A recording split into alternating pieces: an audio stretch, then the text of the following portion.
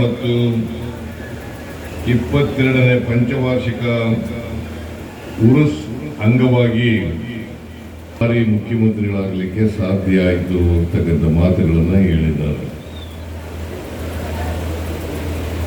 ನಾನು 2ನೇ ಬಾರಿಗೆ ಮುಖ್ಯಮಂತ್ರಿಯಾಗಿ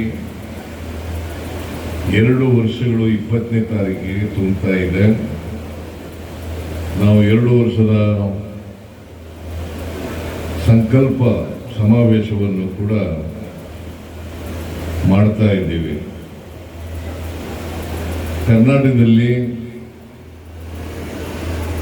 5 ವರ್ಷಗಳನ್ನು ಪೂರ್ಣ ಮಾಡಿದಂಥ ಮುಖ್ಯಮಂತ್ರಿ ದೇವರಾಜ ಅರಸರವರನ್ನು ಬಿಟ್ಟರೆ ನಾನೇ ಅಂತಕ್ಕಂಥ ಮಾತುಗಳನ್ನು ತಮಗೆ ತಿಳಿಸಲಿಕ್ಕೆ ಬಯಸ್ತೇನೆ. ನಾವು ನೋಡ್ತೇವೆ ಸೂಪಿಗಳು ನಾವು ಇವುಗಳನ್ನ ನೋಡಲಿಕ್ಕೆ ಸಾಧ್ಯ ಆಗ್ತದೆ.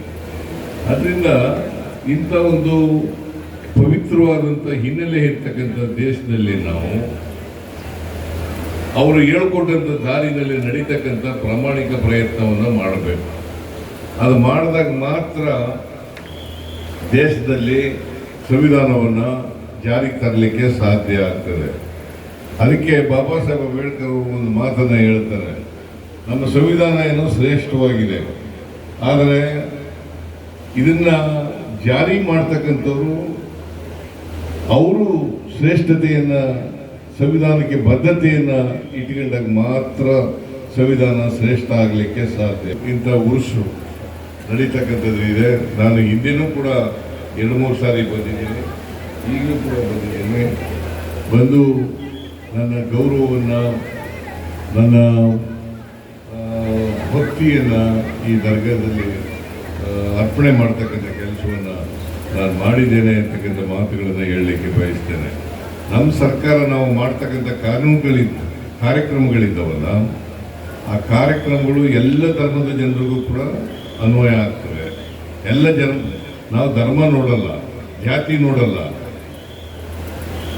ಎಲ್ರಿಗೂ ಯಾರು ಬಡವರಿದ್ದಾರೆ, ಬಡವರಿದ್ದಾರೆ ಆ ಬಡವರಿಗೆ ಆರ್ಥಿಕವಾಗಿ ಸಾಮಾಜಿಕವಾಗಿ ಶಕ್ತಿ ಕೊಡ್ತಕ್ಕಂಥ ಕೆಲಸವನ್ನು ಮಾಡ್ತೀವಿ. ಈಗ 5 ಗ್ಯಾರಂಟಿಗಳನ್ನು ನಾವು ಕೊಟ್ಟಿದ್ದು, ಭಾಷೆ, ಆಮೇಲೆ ಸಂಸ್ಕೃತಿ, ಇದನ್ನು ಹೇಳ್ತಕ್ಕಂಥವ್ರು. ಅದರಿಂದ ಮೂಲತಃ ನಾವೆಲ್ಲ ಮನುಷ್ಯರು.